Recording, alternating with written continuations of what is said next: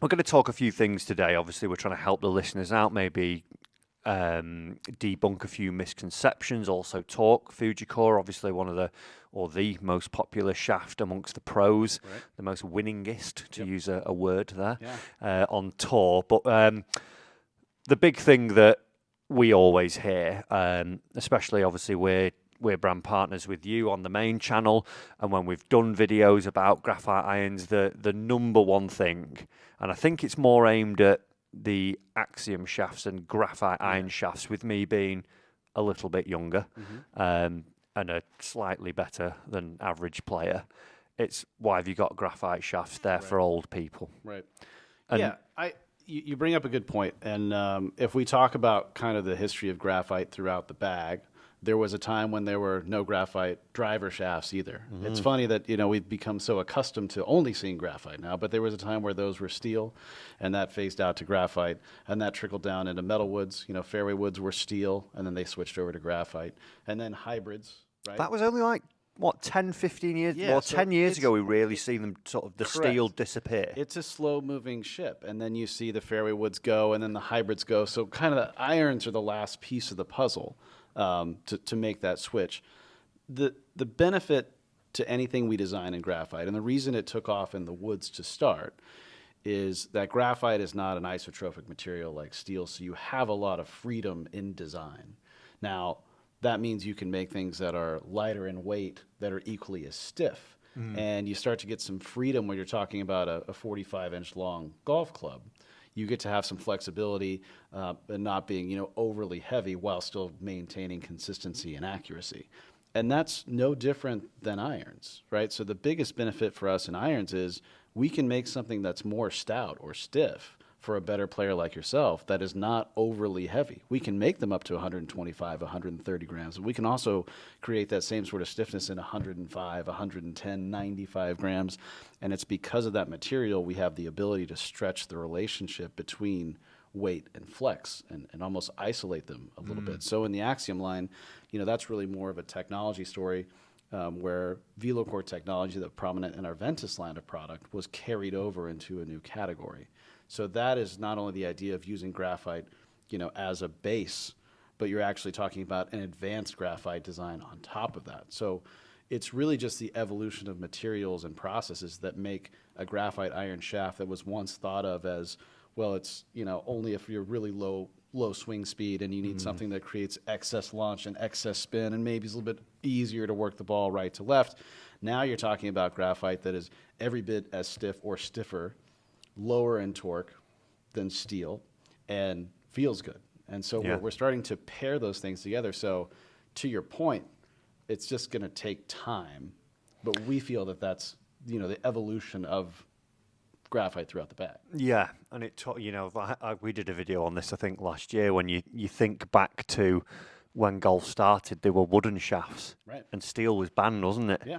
There was it the R&A and the USGA banned it, and then they allowed it at one point, and you think, well, there was that ship that had to sail, Yeah, you we know, had to and go from hickory to steel and from steel to graphite. Yeah. And work our way through. And I think, like you say there, you mentioned something a minute ago, VeloCore, which we'll get into in a second. But with a steel, you can't make many manipulations, really.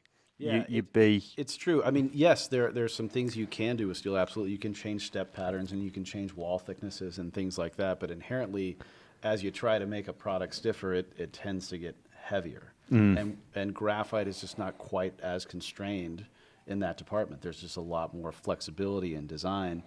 And specifically when you're talking about a graphite product, I mean, when we work with different plies of material and tip flags and all these orientations of material, the layout and the design of those materials is even more intricate now than it's been in the past. So that means we can address very specific things like, well, let's just make the tip flex X, or the mid flex a lot stiffer, or the handle a lot stiffer, or in this profile we want to change that, and make the handle softer and the mid section stiffer. We can do a lot of things with performance characteristics with graphite that make a lot of sense in an iron when you think about it. Yeah, you've probably got more scope to tailor it, haven't Correct. you? Like if, say for myself, I probably don't want it as heavy, but I still want the stiffness. Yeah. But I don't want it to feel like an iron bar as you're swinging it, and you could, we'll alter butt, we'll alter mid. Yeah, and you see that a lot, honestly. Just like there is this stigma of graphite is, for older players or slower players or whatever it is, there's also an association with players between weight and flex, and what that feels like. So one of the things we saw when we tested Axiom iron shaft specifically was we make a 125 gram configuration in an X-Flex, and a lot of players that played that in steel said, okay, I'm going to come in and test your product, 125, I can finally play graphite because it's the right weight. Yeah. And they would hit that side by side with the 105X, and they'd leave with the 105. Yeah, I've changed to those. The conclusion was basically like, I didn't realize I could have the same consistency and the same feel of flex without feeling like I'm swinging something overly heavy. Yeah. And when you start to do those player interviews, you start to really dig into what players like and don't like. And we did a tremendous amount of market research on iron shafts, steel, graphite, whatever it is. And a lot of better players would even tell you, if I have a long weekend of, let's say I play golf a couple days in a row and I'm hitting a lot of balls, quite frankly, I'm tired. I'm pretty gassed by the end of the round from swinging a 130 gram shaft the majority of my shots. Yeah. And after playing a few rounds with something lighter, I'm not giving anything up in distance or dispersion. I'm actually getting better spin rates and launch conditions, and I don't feel as labored at the end of the round. So there's a lot of advantages to graphite, but the overbearing one is really just the ability to manipulate and fine-tune performance is huge. Yeah.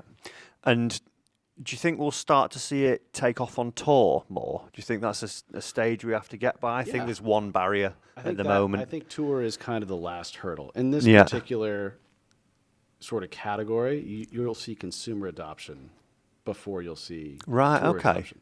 Interesting. I thought it'd be the other way around. The sort of the tour would lead generally what the consumer does. Generally it is. So we look at like wood shafts, like driver shafts, right? That the tour kind of tends to dominate that conversation, and that trickles down to the consumer market. When we sort of talk about Axiom products or high-end graphite irons, it's almost the inverse of that. It's kind of like a bit of a grassroots effect where you get a lot of interest and popularity. And Axiom for us is not necessarily a tour-driven product. And by that I mean it's not a product that doesn't perform at a tour standard.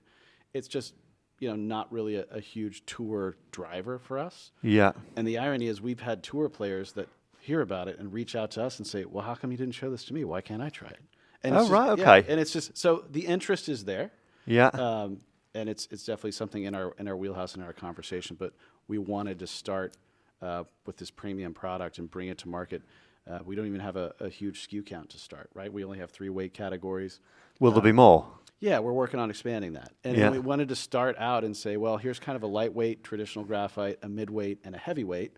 Yeah. And let's see where it falls, and let's see what the requests come from. And that, has kind of given us some clues as to what we should add and what we should expand. Yeah, that's interesting. I didn't realise that tour players would reach out. But I think, like I said, I think there's one barrier.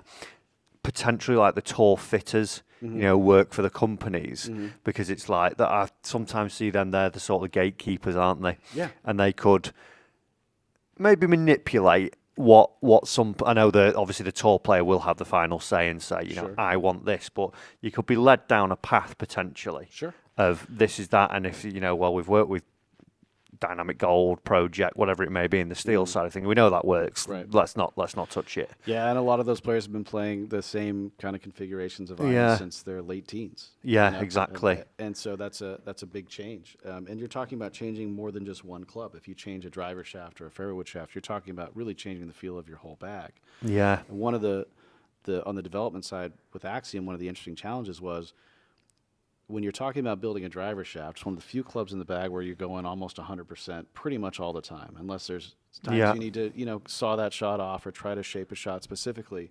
It's kind of meant to go full gas, and irons have to be able to do both. Yeah. Right? You have to be able to hit a full shot without having ballooning and excess spin, and then you have to have something that if you hit a half shot or a partial shot doesn't fall out of the sky. So from a design perspective, when you look at Axiom irons, you're trying to achieve much more specific metrics on a broader scale in more golf clubs than you are with a driver shaft. So it takes a little extra time on the development side to get that right.